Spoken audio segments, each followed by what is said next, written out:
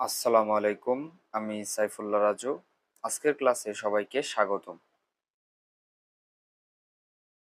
আজকে আমরা right form of verbs এর বেসিক ক্লাসের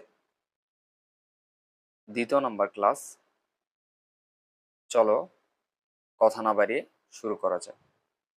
প্রথম ক্লাসে আমরা রাইট ফর্ম অফ ভার্বস এর 6টা টেকনিকের মধ্যে একটা টেকনিক কমপ্লিট করেছিলাম।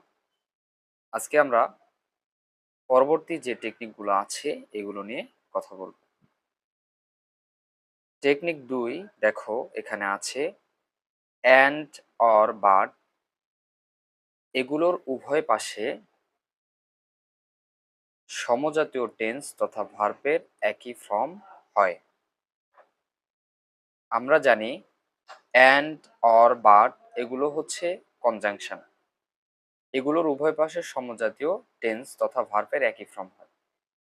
যদি অ্যান্ড এর আগে যদি প্রেজেন্ট ফর্ম থাকে পরে কি হবে বলতো? প্রেজেন্ট ফর্ম হবে। অর এর আগে প্রেজেন্ট ফর্ম থাকলে পরে প্রেজেন্ট ফর্ম থাকবে। বাট এর আগে প্রেজেন্ট ফর্ম থাকলে পরে প্রেজেন্ট ফর্ম থাকবে। একই টেন্স, অর্থাৎ আগে প্রেজেন্ট থাকলে পরে প্রেজেন্ট হবে, পরে প্রেজেন্ট থাকলে আগে প্রেজেন্ট হবে। বা যদি ফিউচার থাকে তাহলে কি হবে বলতো?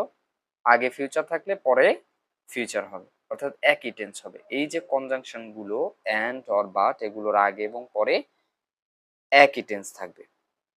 যেমন দেখো এখানে একটা এক্সাম্পল দেওয়া আছে, suddenly she woke up and felt thirsty। অ্যান্ডটা কি? অ্যান্ডটা হচ্ছে কনজাংশন। তো অ্যান্ড এর আগে এবং পরে একই টেন্স হবে। ওক, ওক মানে কি বলতো? জেগে ওঠা, পাস্ট ফর্মে আছে। তাহলে এখন এই ফিলটা, ব্র্যাকেটের যে ফিল আছে, তাহলে এটা কি হবে বলতো? এটা পাস্ট ফর্ম করতে হবে, ফেল্ট করতে হবে। ফিলের পাস্ট ফর্ম ফেল্ট। আশা করি বুঝতে পারছো। এখানে অ্যান্ড এর আগে ওক হচ্ছে ভার্ব এবং পাস্ট ফর্ম, সুতরাং অ্যান্ড এর পরে ফেল এর পাস্ট ফর্ম হবে ফেল্ট। এরপরে যে আরো কয়েকটা এক্সাম্পল দেখবো আমরা। এখানে আছে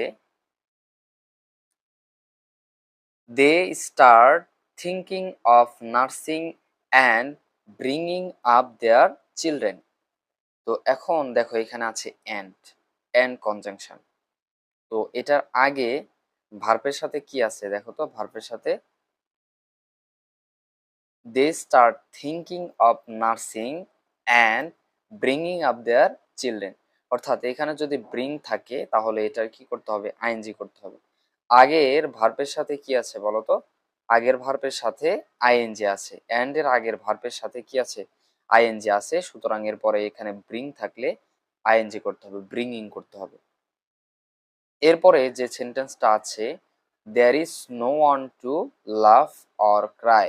অর, অরটা কি? কনজাংশন।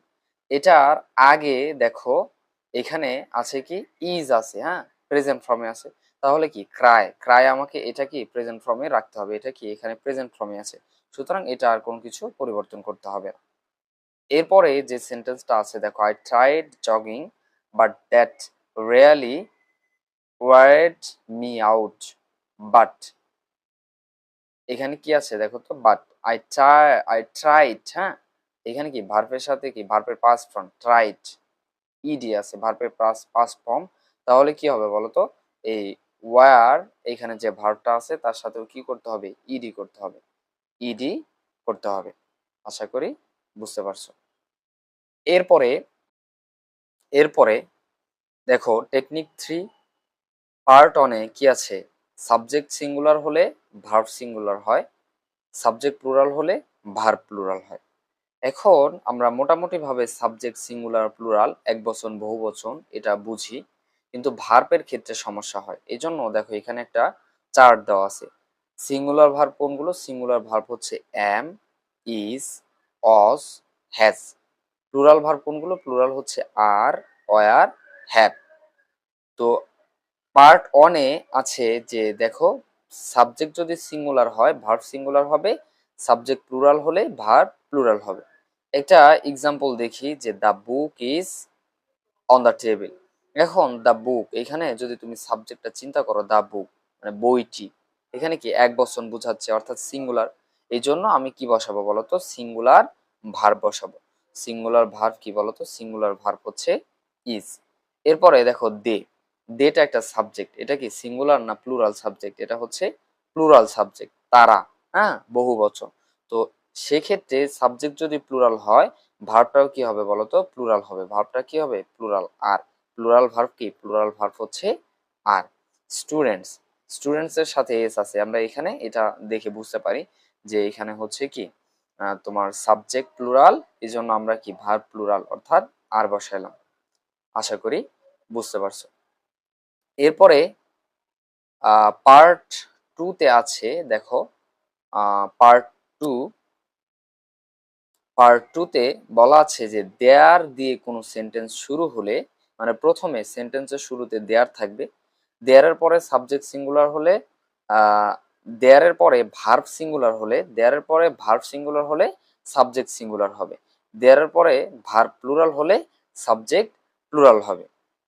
কি বললাম, দেয়ার দ্বারা যদি কোনো সেন্টেন্স শুরু হয়, দেয়ারের পরে ভার্ব সিঙ্গুলার হলে সাবজেক্ট সিঙ্গুলার হবে, আর ভার্ব প্লুরাল হলে সাবজেক্ট প্লুরাল হবে। যেমন একটা এক্সাম্পল এখানে দেওয়া আছে, দেয়ার ইজ এ বুক, এখানে দেয়ারের পরে দেখো বুক, এ বুক একটা বই। সুতরাং কি সাবজেক্ট যেহেতু, এইখানে সাবজেক্ট যেহেতু হচ্ছে কি আছে তোমার বলতো, সিঙ্গুলার আছে, এই জন্য ভার্বটা কি হবে, সিঙ্গুলার হবে। আবার এরপরে দেখো দেয়ার আর বুকস, এইখানে কি বই, বুকের সাথে এখানে কি আছে বলতো, এস যুক্ত আছে, মানে বইগুলো।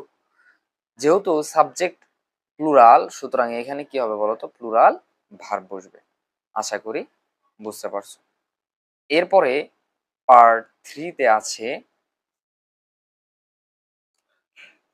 পার্ট থ্রিতে কি আছে, পার্ট থ্রিতে আছে যে জিরান্ড বাক্যের সাবজেক্ট হলে ভার্ব হবে সিঙ্গুলার। জিরান্ড বাক্যের সাবজেক্ট হলে ভার্ব হবে সিঙ্গুলার। অর্থাৎ আমরা জানি যে ভার্বের সাথে আইএনজি, অর্থাৎ প্রথমে সাবজেক্টের জায়গায় যদি জিরান বসে, জিরান বসে, তাহলে কি হবে, সেই ভার্বটা কি হবে, সিঙ্গুলার হবে। Is, teaching is a noble profession.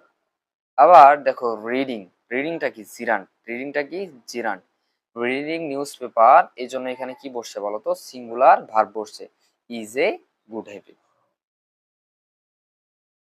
আশা করি বুঝতে পারছো।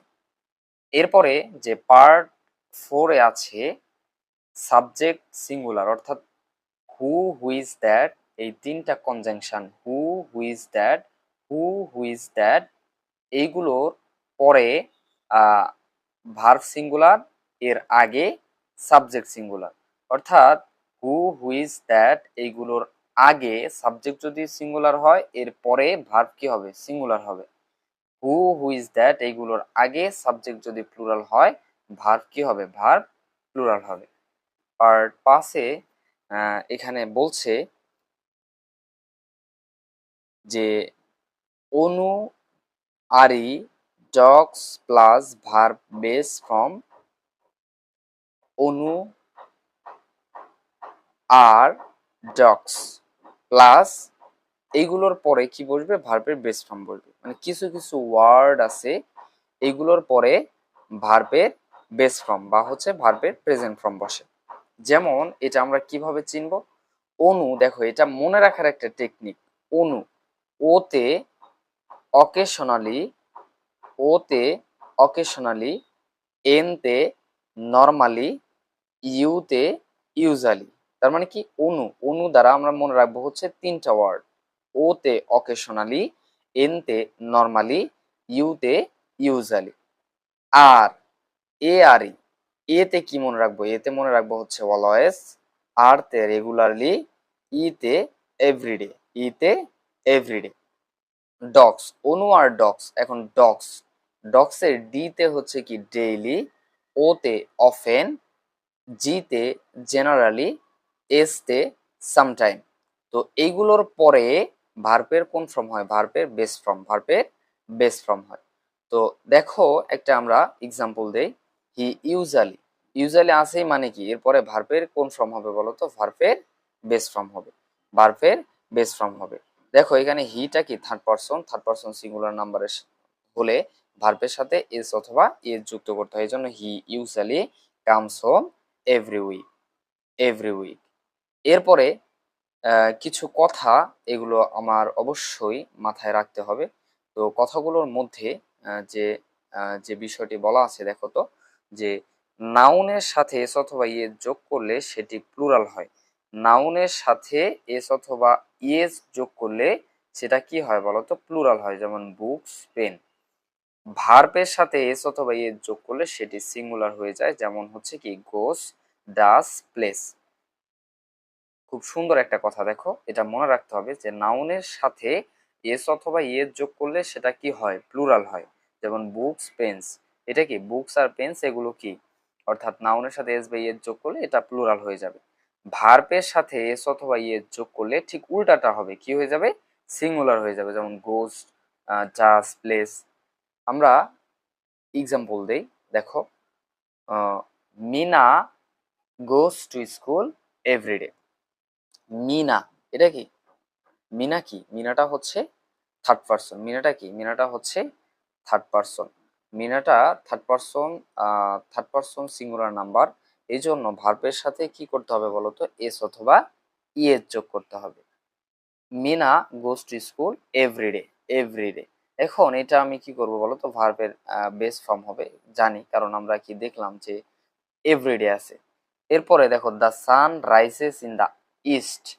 The sun, the sun rises, হ্যাঁ, সাবজেক্টের পরে ভার্বের সাথে কি করতে হবে বলতো? এস অথবা ইএস করতে হবে। Rises in the east. এরপরে কিছু কথা আছে, দেখো তো, যে প্রেজেন্ট ইনডিফিনিট টেন্সে আমরা জানি subject third person singular number হলে ভার্বের শেষে এস অথবা ইএস যোগ করতে হয়। প্রেজেন্ট ইনডিফিনিট টেন্স আমরা জানি subject third person singular number হলে ভার্বের সাথে এস অথবা ইএস যোগ করতে হয়। আশা করি বুঝতে পারছো। আজকে এ পর্যন্ত।